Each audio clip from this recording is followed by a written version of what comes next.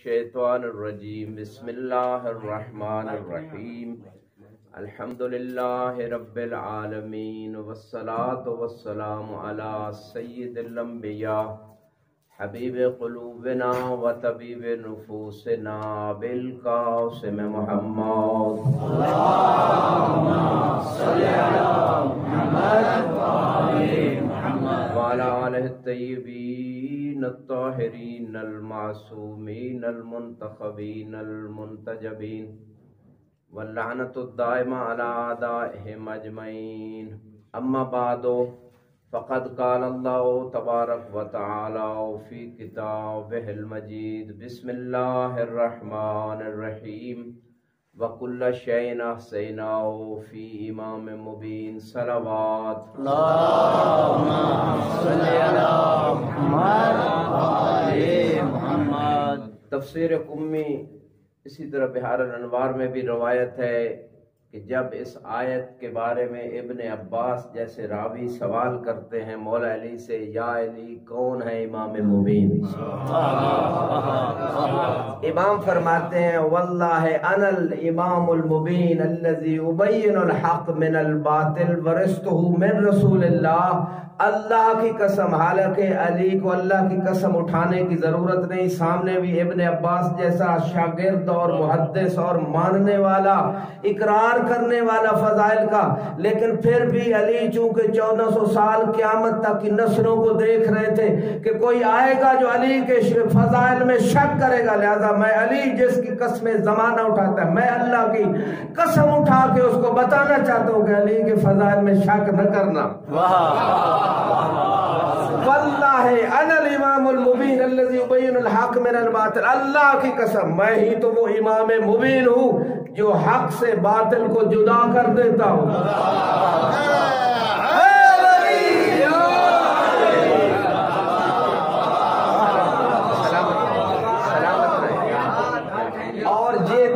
جو مولا نے کہا کہ حق کو جدا کرتا ہوں باطل سے، یہ جو مولا نے دعویٰ کیا تھا یہ قرآن کے اندر بھی موجود ہے، تلبسون الحق بالباطل، کہ حق کو باطل سے کیوں ملا دیتے ہو؟ اللہ خود قرآن میں اس بات کی گواہی دے رہا ہے کہ حق کو باطل سے نہ ملانا۔ علی چونکہ حق ہے، جو علی کے مقابلے میں ہے وہ باطل ہے، علی حق کو بھی رضی اللہ کہو اور باطل کو بھی رضی اللہ، یہ کہاں کا انصاف ہے؟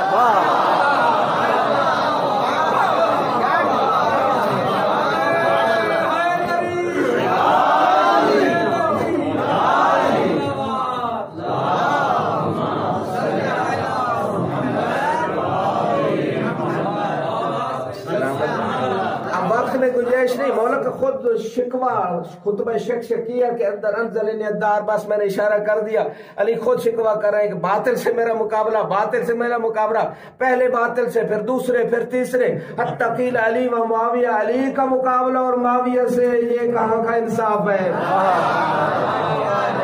خطبہ شکیہ خود اہل سنت کے کتب میں اور مصادر کے اندر موجود ہے، اور اس کی مرزا انجینئر کو میں نے یوٹیوب پہ جواب بھی دیا جو کہتا تھا علی تو یہ، علی نے تو سارے اصحاب کی تعریف کی، ایسا ہے ویسا ہے، پوری تفصیل وہاں موجود۔ بس اتنا کہنا چاہتا ہوں، ورثتہ من رسول اللہ، میں ہوں رسول کا وارث، اگر علم کا وارث میں ہوں تو منبر کا وارث۔ واہ واہ واہ۔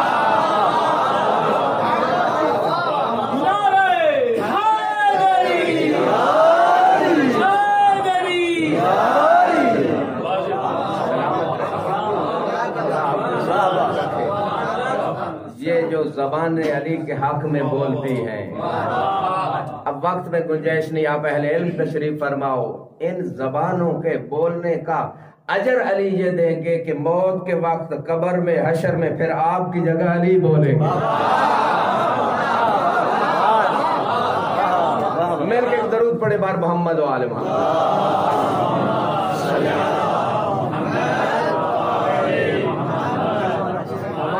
ٹائم نہیں ہے، علی مال حق والحق مالی، علی حق کے ساتھ، حق علی کے ساتھ، علی مال قرآن والقرآن مالی، لن یفترق حتی یرد علی الحوض، یہ جدا ہو ہی نہیں سکتے، بے شک حسبنا کتاب اللہ کہنے والے جتنا مرضی جدا کرنا چاہے اہل بیت کو قرآن سے، یہ نیزے پہ بھی چڑھ کے بتا دیتے ہیں کہ ہم اور قرآن جدا نہیں ہے۔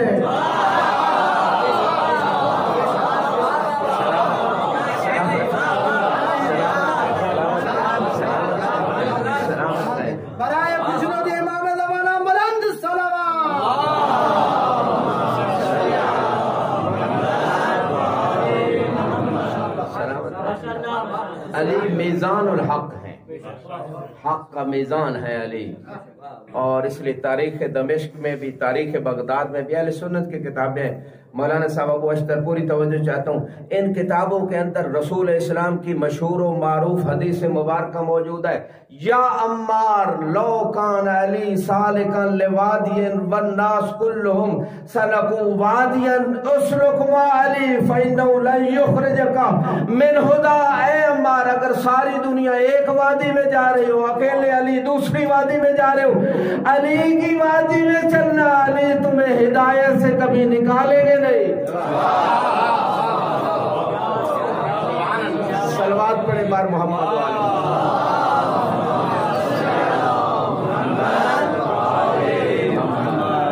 لہذا علی معیار حق بھی ہے، علی معیار ہدایت بھی ہے، بلکہ علی کے علاوہ ہدایت نہیں گمراہی ہے.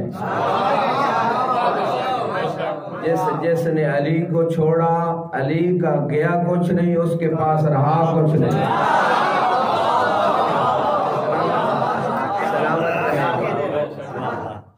اور روایت بہت ساری ہماری معتبر کتابوں میں موجود ہے، اور اس روایت کے راوی بھی عمار ہیں. برہان تفسیر برہان کے اندر بھی، بہار الانوار میں بھی موجود ہے، بلکہ ینابع المعدد کے اندر بھی آپ کو ملے گی. مختلف کتابوں کے اندر روایت کہتی ہے، عمار کہتے ہیں میں مولا کے ساتھ غزوہ میں جا رہا تھا، ایک وادی میں چیونٹیوں کو دیکھا،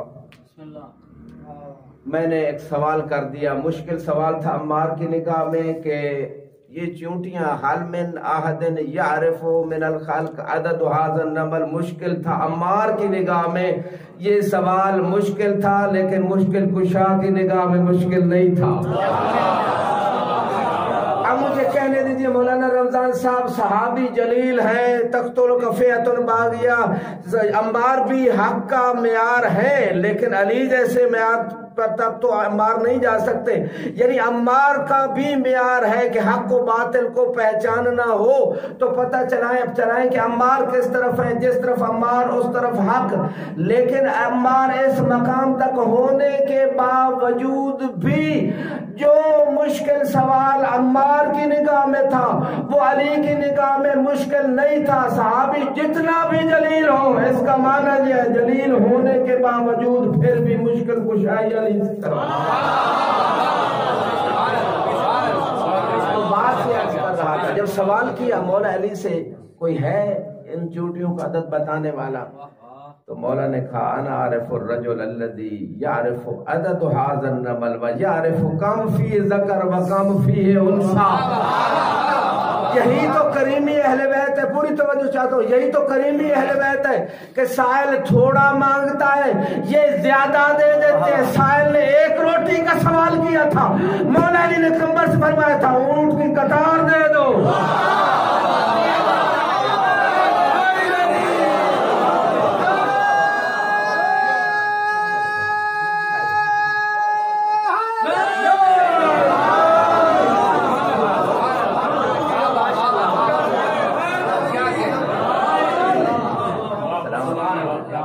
جو ہاتھ باندھ کے بیٹھے ہیں وہ ہاتھ کھول دے، کم از کم غدیر والا ہاتھ یاد کر کے یہ ہاتھ کھول دے. مل کے نعرہ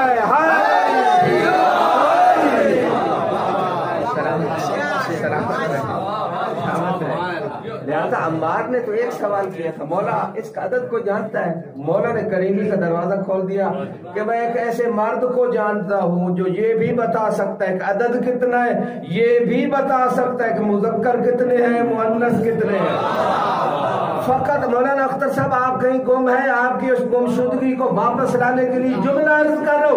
فقط یہ بتا نہیں سکتے کہ ان میں مذکر کتنے ہیں، مؤنث کتنے ہیں، بلکہ یہ بھی کر سکتے ہیں کہ مذکر کو مؤنث بنا دیتے ہیں.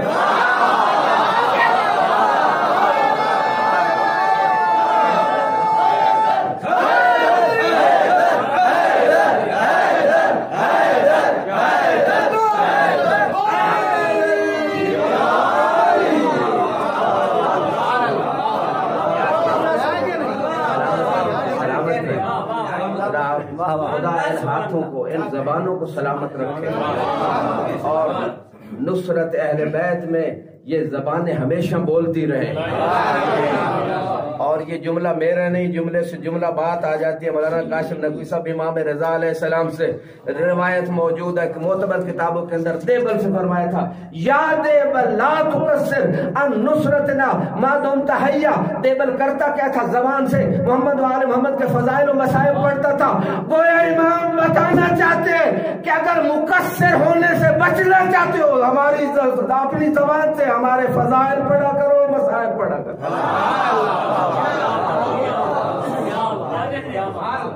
صلو علی محمد وآل محمد.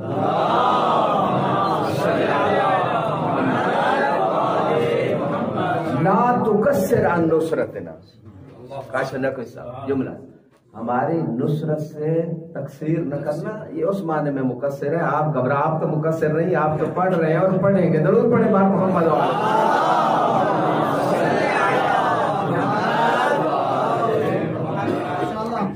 اور اخلاقی ایک جملہ آپ نے لیا عرض کر رہا ہوں.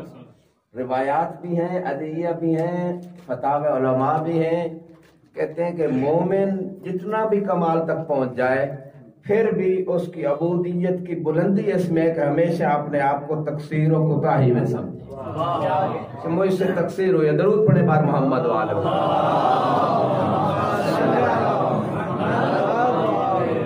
لہذا جب سوال کیا کہ میں ایک بات کو جانتا ہوں، امام نے جواب دیا جانتا ہوں جو عدد بھی بتا سکتا اور یہ بھی بتا سکتا ہے کہ مذکر کتنے ہیں، مؤنث کتنے ہیں. پھر پوچھتے ہیں ہمارا مولا وہ کون شخص ہے؟ صحابی ہو کہ ابھی سمجھ نہیں آئے کہ علی کے علاوہ کوئی ہو سکتا ہے. جب یہ کہا کون شخص ہے تو امام نے قرآن سے استدلال پیش کیا. ما قرأت فی سورہ یاسین، اے عمار تو نے سورہ یاسین میں نہیں پڑھا وَكُلَّ شَيْءٍ أَحْصَيْنَاهُ فِي امام مبین کہ ہم نے ہر چیز کو امام مبین میں رکھ دیا ہے. انا ذالک الامام المبین. ساتھ ساتھ تو پھر رہو پھر پوچھتے ہو کون جانتا ہے.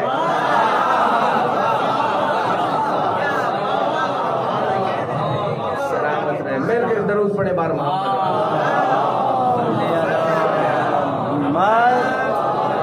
سلامت رہے. خدا آپ کی توفیقات میں اضافہ فرمائے. وَكُلَّ شَيْءٍ أَحْصَيْنَاهُ فِي إِمَامٍ مُبِينٍ.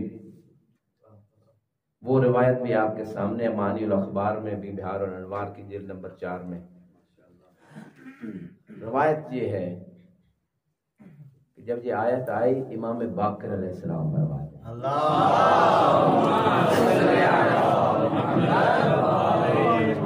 تو سوال ہوا. پہلے دوسرے کسی بندے نے سوال کر دیا تورات ہے، انجیل ہے، زبور ہے، بس اس میں وقت نہیں ضائع کرنا چاہتا، آپ کے علم میں ہے. لہذا جب یہ سوال کیا رسول کہتے رہے لا لا لا 3 مرتبہ کا لا، یعنی 3 مرتبہ لا.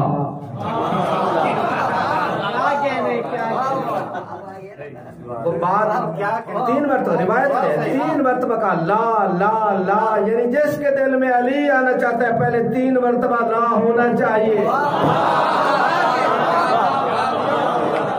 علی تبھی آئے گا جب 3 مرتبہ لا ہوگی.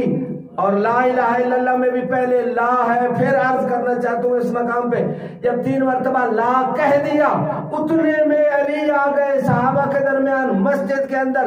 جب علی آ گئے رسول کو مناسب موقع مل گیا.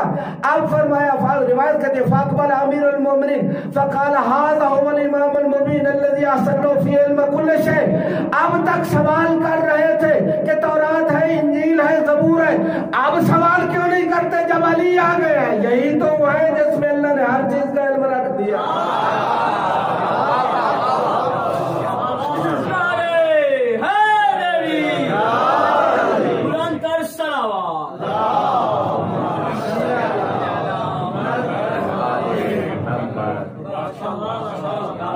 اہل سنت کی بہت ساری کتابوں اور تشیع کے مصادر میں انا مدینۃ الوالی بابھا کی تو مشہور و معروف روایت ہے. اور 2 روایتیں عرض کر رہا ہوں.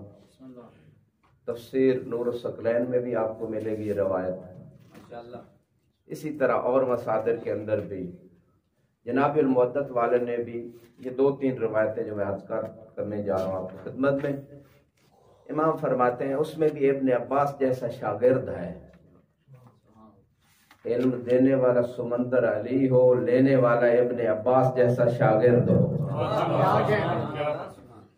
وہ ابن عباس جو آخری وقت میں کہتا تھا فلاں حدیث کاش مجھے جو بول رہی ہے کوئی یاد دلا دے، کہا ابن عباس دنیا سے جا رہا، اب ایک حدیث سے اگر نہ بھی علم ہوا تو کیا مسئلہ ہے؟ اس نے کہا میں نہیں چاہتا حدیث رسول میں سے ایک حدیث سے بھی جاہل ہو کے مر۔ طلب علم تھی جناب عبداللہ ابن عباس کے اندر۔ تو عبداللہ ابن عباس کہتے ہیں کہ میں ایک رات مولا سے میں نے کہا کچھ تفسیر لکھائیں، ساری رات گزر گئی، صبح ہو گئی، فقط سورہ فاتحہ کی تفسیر ختم نہیں ہوئی۔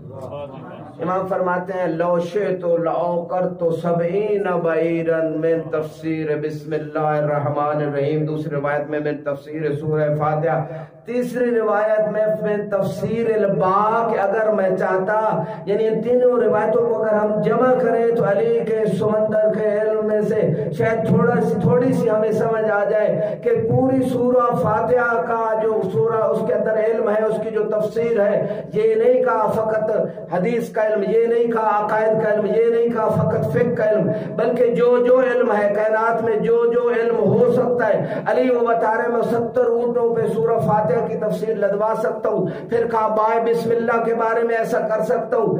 وہ علی ایسا کیوں نہ کر سکے جو خود اس با کا نقطہ ہے، جیسے تفسیر نور سکلین جناب المعدت میں کل ما فی الکتب السماویہ فہو فی القرآن، جو کچھ کتب سماویہ میں وہ قرآن میں، وما فی القرآن ففی سورۃ الفاتحہ، پورا علم قرآن سورہ فاتحہ میں، وما فی سورۃ الفاتحہ پوری توجہ تو ففی بسم اللہ الرحمن الرحیم، وہ بسم اللہ الرحمن الرحیم میں، وما فی بسم اللہ الرحمن الرحیم ففی بائے بسم اللہ، اور بسم اللہ کا علم با میں سمٹ آئے، وما فی البا فی النقطہ، اور جو با کا علم ہے وہ نقطے میں سمٹ آئے، انا نقطہ الذی تحت البا، میں ہی تو وہ نقطہ ہوں جو با کے نیچے ہے۔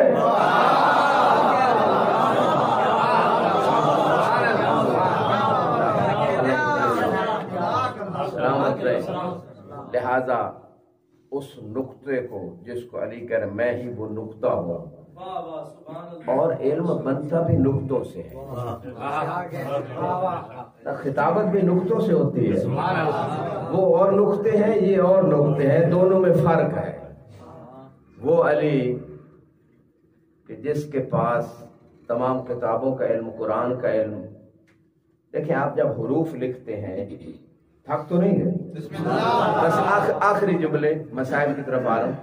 جب آپ حروف لکھتے ہیں تو حرف نقطوں سے بنتے ہیں، لفظ حرفوں سے بنتے ہیں، جملے لفظوں سے بنتے ہیں، لہذا بنیاد ہے تمام علم کی نقطے۔ علی یہ کہنا چاہتے ہیں میں بنیاد ہوں علم کی، میرے بغیر کسی اور دروازے سے علم لوگے ہدایت نہیں ملے گی، ہر قسم کا علم مجھ سے ملے گا۔ اور آخری روایت فضائل ابن شاہزان جیسے محدث معتبر ترین کتاب علم امام کے حوالے سے عرض کر رہا ہوں، وَكُلَّ شَيْءٍ أَحْصَيْنَاهُ فِي إِمَامٍ مُبِينٍ۔ بصرہ میں امام خطبہ دے رہے تھے، کہاں پہ؟ اور خطبہ جنگ کے بعد دے رہے تھے، کیونکہ بہت سارے منکرین جو امام سے جنگ لڑ رہے تھے، امام چاہتے تھے انہیں معجزہ دکھائیں۔ معجزہ پہلے بھی دکھا سکتے تھے، لیکن انہیں یہ سمجھانا چاہتے تھے کہ تم اگر مرد ہو تو پھر علی کو چھوڑ کے کہیں اور جا رہے ہو، اپنی مردانگی پہ داغ لگا رہے ہو۔ معجزہ بعد میں دکھایا، سلونی کا دعویٰ کیا، مجمع سے ایک بندہ اٹھا، اس نے کہا اے نا جبرائیل، اے علی آپ سلونی کا دعویٰ کر رہے ہیں، پھر بتائیں جبریل کہاں ہے؟ توجہ ہے جو تھک گئے ہو، توجہ ہے؟ اے نا جبریل، جبریل کہاں ہے؟ فنظر بطرف الى السماء ثم الى الارض الى الشرق الى الغرب الى جہات سے تمام جہات کی طرف علی نے نگاہ کی، اور نگاہ کرنے کے بعد یعنی علی کو اللہ نے وہ نگاہ عطا کی ہے کہ 7 آسمانوں میں عرش تک جتنے فرشتے عبادت میں، رکوع میں، سجود میں، تسبیح میں، تکبیر میں جو جو عبادت کر رہے تھے، علی ایک نگاہ سے بتا سکتے ہیں کہ یہاں جبریل ہے یا نہیں ہے۔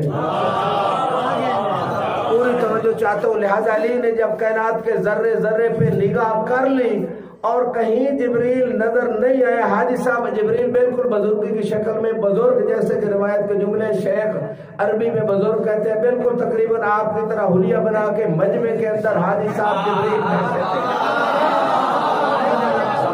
اور طلاب کے قدموں کے نیچے فرشتے پر بچھاتے ہیں۔ منیت المرید کے اندر روایت موجود ہے، مولانا نقوی صاحب اس آپ کے سامنے ہے، طلاب کے قدموں کے نیچے فرشتے پر بچھاتے ہیں، اور یہ طلاب کی خدمت کر رہے ہیں، یقیناً فرشتے ان کی خدمت کر رہے ہوں گے۔ جناب جبریل بزرگ شکل میں، انسانی شکل میں مجمع کے اندر تھے۔ پوری توجہ چاہتا ہوں، جب امام سے سوال ہوا اور سوال اس بزرگ نے کیا تھا، بتائیے جبریل کہاں ہے، علی کے معیار کا سوال تھا۔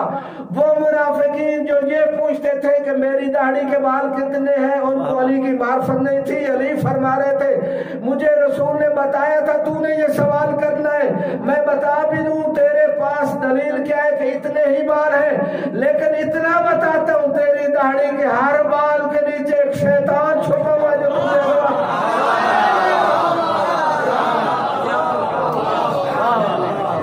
جب جبریل نے سوال کیا این جبریل، کہاں ہے جبریل، تو مولا نے کائنات کے ذرے ذرے پہ نگاہ کر کے ایک جملہ فرمایا، انت جبریل ہے شیخ، تو ہی تو جبریل ہے۔ فصافے کا طائرن میں بین الناس، جبریل پرندہ بن کے لوگوں کے درمیان سے اٹھ کھڑا ہوا اور چلا گیا۔ فزج عند ذلك حاضرون وقالوا نشهد انك خلیفۃ رسول اللہ حقا، ہم تو ایسے آپ سے بلا عقل کے بلا دلیل کے جنگ لڑ رہے تھے، اور اونٹنی کی ان میگنیوں کو مسکوں کو کفور سمجھ رہے تھے، ہمارے پاس تو عقل نہیں تھی۔ اب پتہ چلا کہ رسول کے حقیقی خلیفہ تو آپ ہیں۔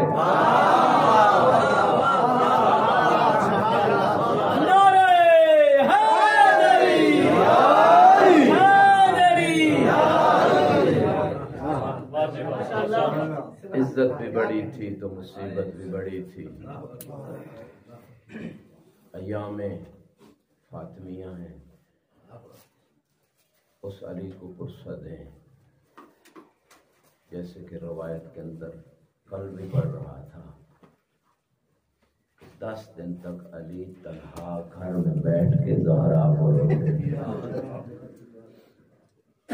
ایک دن عمار اجازت لے کے امام کی خدمت میں حاضر ہوئے، مولا آپ ہمیں صبر کی تلقین کرتے ہیں، پھر آپ اتنا کیوں گریہ کر رہے ہیں؟ امام فرماتے عمار، جب میں زہرا کو غسل دے رہا تھا، زہرا کی اجرکم علی اللہ، خدا ہمیں اہل بیت کے علاوہ تمہیں کوئی غم نہ دے۔ عزادارو، رسول اسلام کا جب آخری وقت آیا، عبداللہ ابن عباس پوچھتے ہیں یا رسول اللہ لماذا تبکی، آپ کیوں رو رہے ہیں؟ رسول فرماتے اب کی لیلت میں خط زہرا، میں اپنی وجہ سے نہیں رو رہا، میں اس وجہ سے رو رہا ہوں کہ میری بیٹی زہرا کو میرے بعد تمانچے مارے جائیں گے۔ اب کی لکسر جنبہا، میں اس وجہ سے رو رہا ہوں کہ میری بیٹی کے پہلو کو توڑا جائے گا۔ اب کی لظلمہا وغصب حقہا واسقاط جنینہا، میں اس وجہ سے رو رہا ہوں کہ میری بیٹی کا حق بھی غصب کر لیا جائے گا۔ میں اس وجہ سے رو رہا ہوں کہ میری بیٹی کے محسن کو بھی ساقط کر دیا جائے گا۔ عزاداروں کو اتنے تو مصائب آئے نا بی بی پہ رسول اسلام کے بعد کہ یہ دعا کرتی ہوئی سنائی دی، یا الہی اجل وفاتی، پروردگار میری وفات جلدی لے کے آ، انی صعبت الحیات، میں اس دنیا کی زندگی سے تنگ آ چکی ہوں، الحقنی میں والدی، جلدی مجھے میرے والد سے ملا دے۔ عزادارو سنو گے یہی بی بی ہے نا جس کا پہلو زخمی ہے, بستر سے نہیں اٹھ سکتی تھی, لیکن جب آخری دن آیا بی بی اس عالم میں اٹھ کے حسنین کی چوٹیاں دھلوا رہی ہیں, سر میں کنگھی کر رہی ہیں. میں کہوں گا بی بی آپ کو حسن حسین کا بڑا دکھ ہے, بڑا احساس ہے کہ میرے بعد یتیم نظر نہ آئے, یہی حسین ہوں گے, شمر کا ہاتھ ہوگا, حسین کی زلفیں ہوگی, کوئی چھڑوانے والا نہیں ہوگا, نیزے پہ حسین کا اجرکم اللہ, اجرکم اللہ. خدا غم اہل بیت کے علاوہ عزاداروں کوئی کام نہ دے.